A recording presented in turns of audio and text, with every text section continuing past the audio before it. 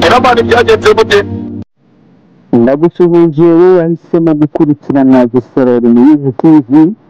Njyewe uramutse uvugira kuri izi mikoro za Gisorori News TV, nikaza tuza kaminuza cyuma cyasagutse ku ndege. Uyu munsi nje kuvuga ku mugabo witwa Ngarambe. Mwabantu mwereka mbabwire izi social media zo mu Rwanda ziri gupfa. Ndimo ndabona video cyangwa se amajwi ya Ngarambe ku ma social media agiye atandukanye. Ngarambe arimo avuga ngo agiye kwiyahura. Nyamara yibuke ko Ngarambe n'ubundi yatangiye kuri content avuga ko agiye kwiyahura. Hari video yakoze avuga ko agiye kwiyahura. Ngira ngo iyo video reka manje iteguye gato mubibone mbere yuko aza kuvuga ngo agiye kwiyahura ngo kubera Kiramani. Niba umuntu akoze bikanga ntareka kuzamukira ku izina ry'umuntu.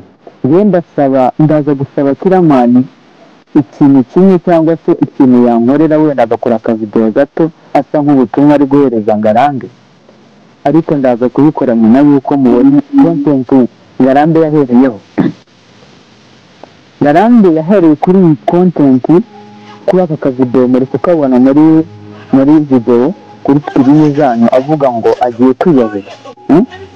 Iyo ngiyo yasaga nk'ari content yahereyeho agira ngo abone abazimu.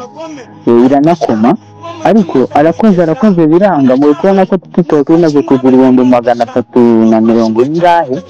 None abonye byanze atangiye guhinduka inyuma ngo Kiramani ngo niwe ugiye gutuma yiyahura, ngo baravuganye ngo ibiki ngo barandikiranye.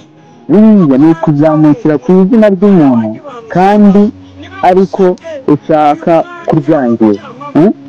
Reka gatoya nkanze ndumvise ahantu kubera ejo ku munsi w'ejo kwa gatandatu tariki 6 nibwo yavuze gusa hano hari mu kiganiro Denise yari arimo amubaza ati ko twumvise ngo ugiye kwiyahura tukaba twategereje ko twakumva inkuru ivuga ko yahuye byagenze gute se nta wabyireke iyo nzira.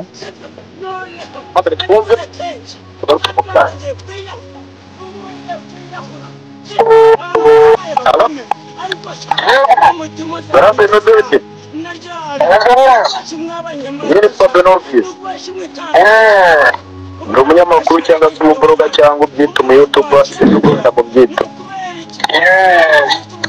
Njye nari maze kubona post yawe ivuga yuko ngo ushaka kwiyahura ngo ndetse nyuma y'amasaha 24 watanze nabonye yarenze. Ndavuga ati se ko Ngarambe noneho yiciyemo atigeze yiyahura byagenze gute? Niki kiri gutuma wiyahura?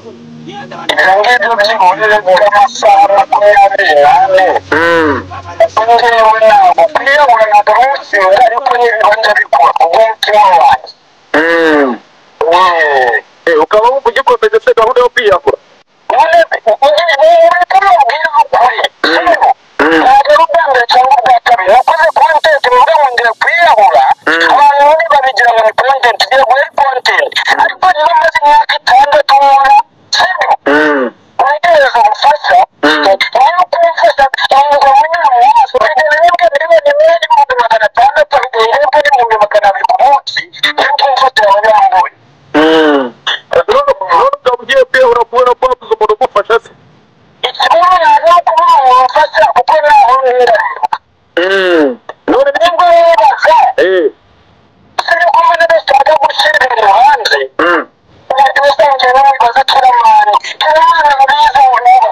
Kiramani byagenze gute?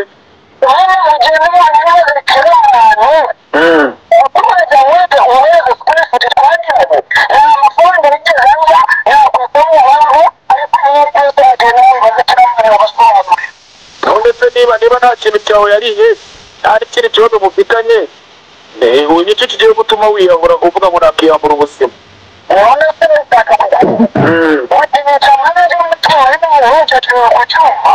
Yakinisha amarangamutima yawe se murakunda? Ngaho nguko rero uko ukuntu ibintu bimeze wumve ngo kuba Ngarambe ndagiye kwiyahura ngo Kiramani niwe uri inyuma. Ese abiri inyuma ubundi njyewe reka nsabe Kiramana ahari n'abari bubone ino video nawe kugerageza ukuntu mwayisharinga imugereho.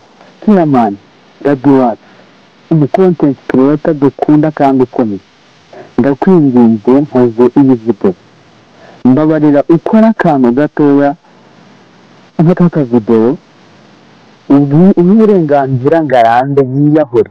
Biriya bintu byo kwikangisha ngiye kwiyahura ibintu biri nari Kiramani, mbabarira Daddy kora video uburenganzira ngarambe yiyahure. Biriya bintu byo kwiyigisha ngo ngiye kwiyahura ngo muzabibaze Kiramani ngo niba inyuma nyamaze reka mbabwire ubu social media turi gukoresha turi kuzikoresha nabi, kuko abantu bavuga abantu ingenzi yenge kuri TikTok cyangwa se no ku zindi mbuga nkoranyambaga hari abantu bafite depression, ahubwo ku depression batewe n'imbuga nkoranyambaga. Umuntu arabye ku ubundi social media twakadukoresha dushaka amafaranga cyangwa se dushakiraho ikindi kintu cyaduteza imbere, ariko abantu barimo niho bari kunyura basinya abandi, niho bari kunyura batukana, niho bari kunyura bavuga ibintu bitubaka sosiyete. Ngarambe muhaye gasoko wongere kurira Daddy Kiramani ni umuntu w'umugabo ufite izina rikomeye hano mu gihugu kandi yarabikoreye. Nta muntu yazamukiyeho nk'uko ushaka kumuzamukiraho uvuga ngo niwe ubiri inyuma kugiye kwiyahura. Ngarambe niba uri umuntu w'umugabo iyahure tubibone. Nategereje ko nakumva ngo mu karere ka Rwamagana umugabo witwa Ngarambe wakoreraga kuri TikTok yiyahuye. Iyo nkuru nayibuze, niba ubundi atyategereje ndi guhamagara buri kanya abantu b'Rwamagana ngo bampe update yize menya ngo Ngarambe yiyahuye cyangwa ntari yahuye. Ariko reka ntekereze ko ushaka ubutegereje ko wenda hari icyo Kiramana aza kubivugaho, ariko mbabarire nawe naza kubona video cyangwa akabona iyawe aguha uburenganzira wiyahure. N'ukuri ntabwo twakwanga ko wiyahura Ngarambe.